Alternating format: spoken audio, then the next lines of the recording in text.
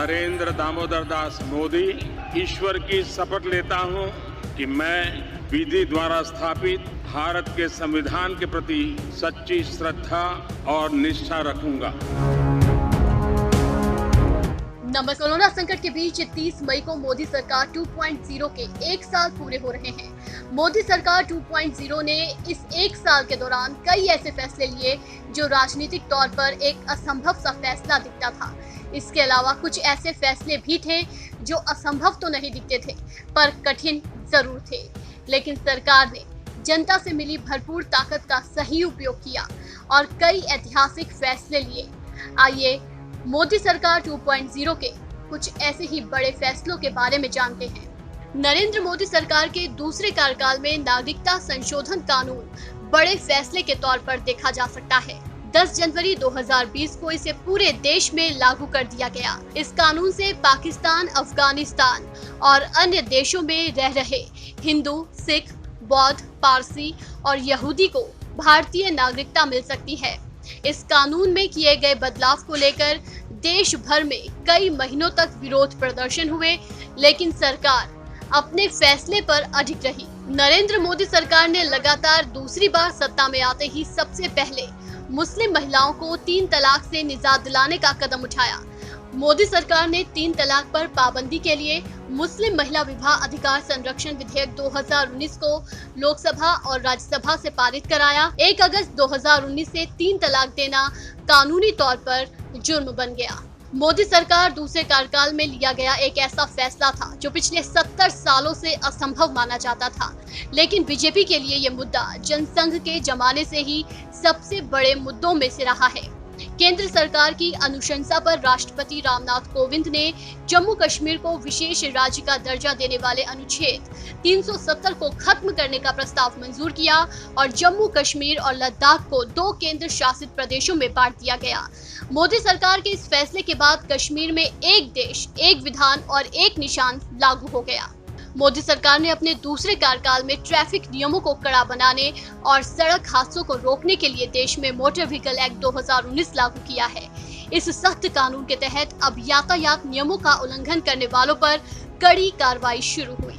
नरेंद्र मोदी सरकार ने आतंकवाद पर लगाम कसने के लिए यूएपीए यानी गैर कानूनी गतिविधि रोकथाम संशोधन विधेयक 2019 को संसद से अमली जामा पहनाया। नया यूएपीए कानून आतंकी गतिविधियों में लिप्त या उसे प्रोत्साहित करते मिले किसी व्यक्ति को आतंकी घोषित करने का अधिकार देता है। मोदी सरकार ने किसानों को पेंशन, आय दोगुनी, उनकी फसल का उचित मूल्य दिलाने का जो वादा चुनाव के दौरान किया था, उसे सरकार बनने के बाद अमली जामा पहनाने का काम किया। मोदी सरकार की पहली कैबिनेट की बैठक में देश के सभी किसानों को पेंशन देने के लिए किसान सम्मान योजना को मंजूरी दी। किसान सम्मान निधि के जरिए सभी किसानों को 6,000 रुपए दिया जा रहा है। अब किसानों के दशा और दिशा को सुधारने के लिए आवश्यक वस्तु अधिनियम 1955 agriculture produce market committee act में बदलाव करेगी। इसके तहत किसान को अपनी उपज को अपनी इच्छा से किसी को कहीं भी बेचने की छूट मिलेगी।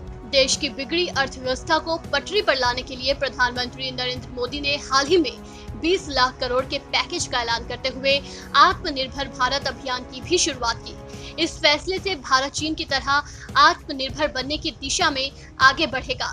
नरेंद्र मोदी ने कहा कि 21वीं सदी भारत की हो, ये हम सबका सपना ही नहीं, जिम्मेदारी भी है।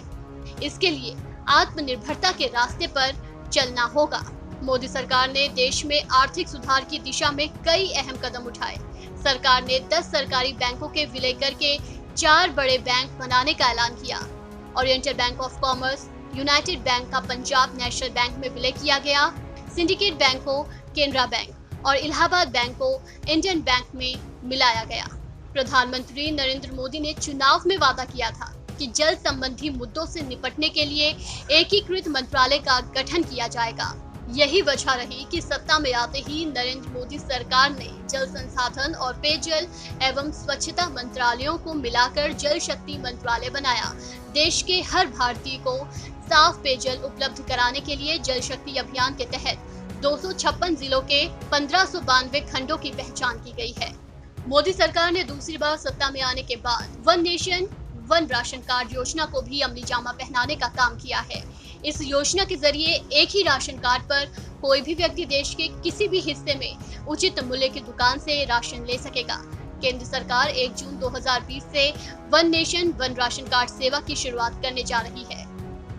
नरेंद्र मोदी 2.0 सरकार ने किसानों की तरह छोटे व्यापारियों के लिए पेंशन योजना शुरू की। इस योजना के जरिए देश के करीब 3 करोड़ खुदरा व्यापारियों को 60 साल की उम्र के बाद 3,000 रुपए हर महीने पेंशन दी जा रही है।